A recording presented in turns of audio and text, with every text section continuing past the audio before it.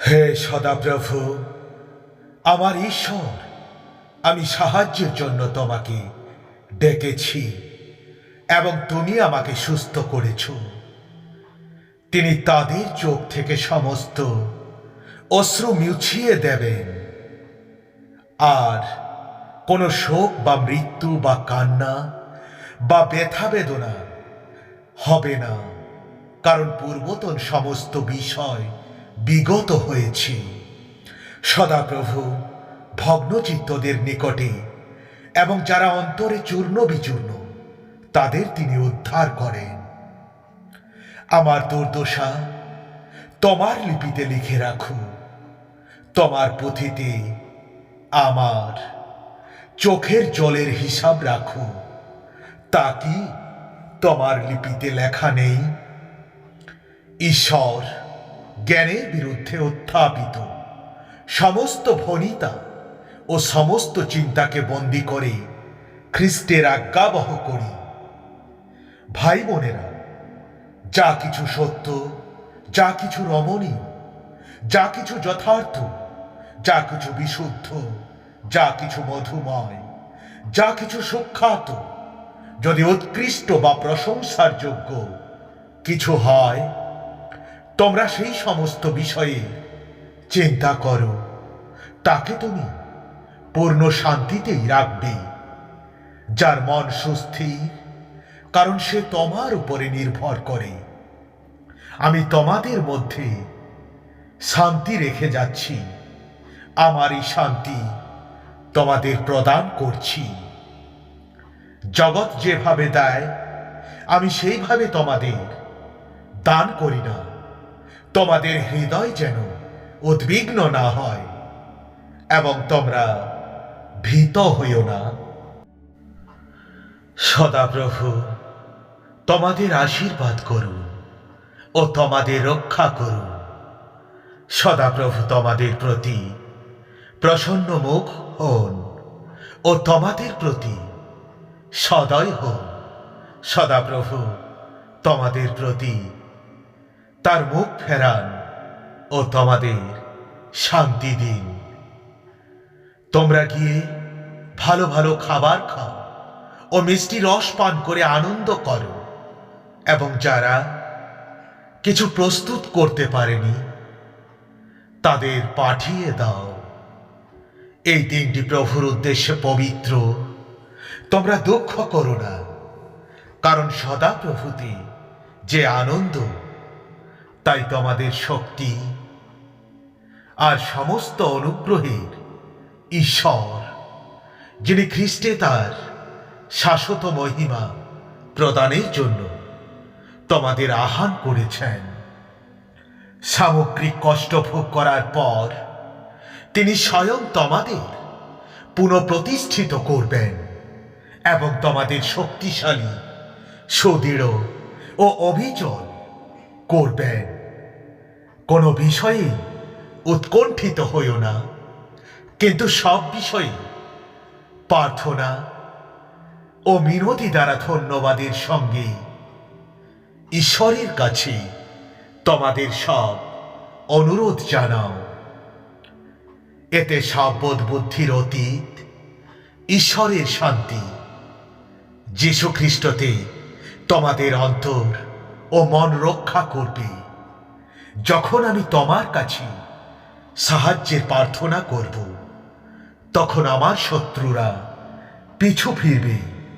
এতে আমি জানব যে ঈশ্বর আমার পক্ষে আছেন। তিনি এই কয়েকজনকে প্রেরিত শিষ্য, কয়েকজনকে ভাববাদী, কয়েকজনকে সুসমাচার প্রচারক এবং কয়েকজনকে পালক, শিক্ষক রূপে দান করেছেন।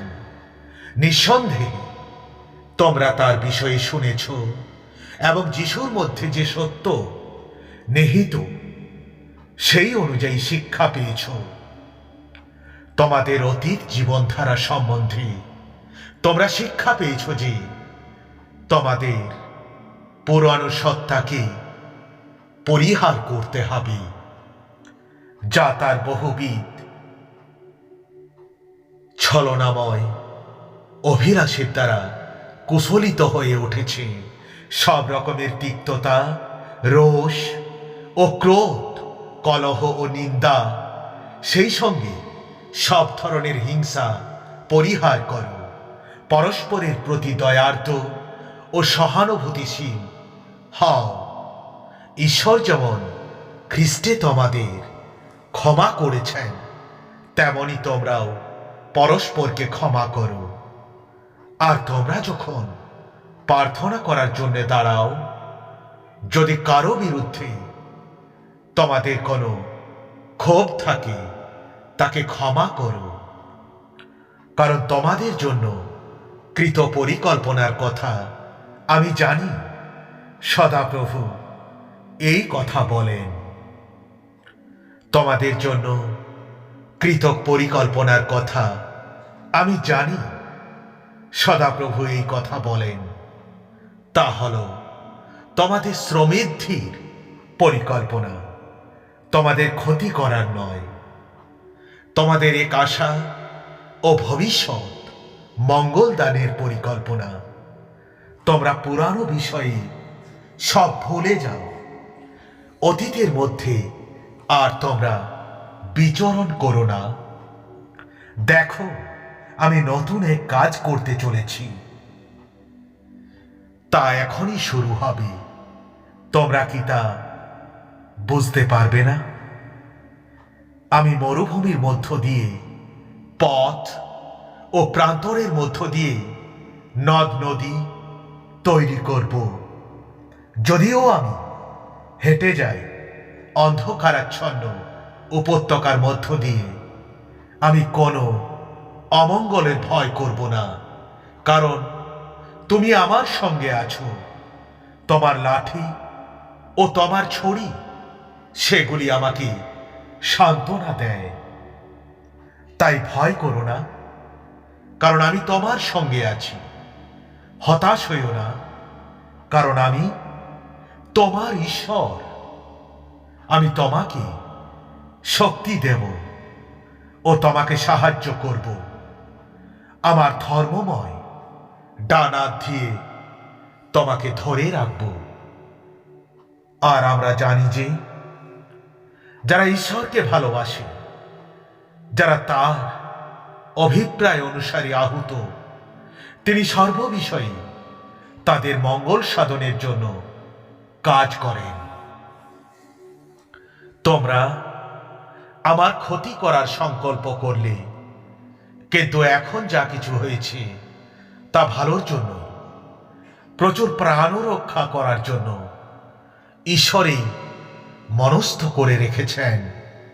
সদাপ্রভু আমার শক্তি ও আমার ঢাল, আমার হৃদয় তার উপর আস্থা রাখে এবং তিনি আমাকে সাহায্য করেন।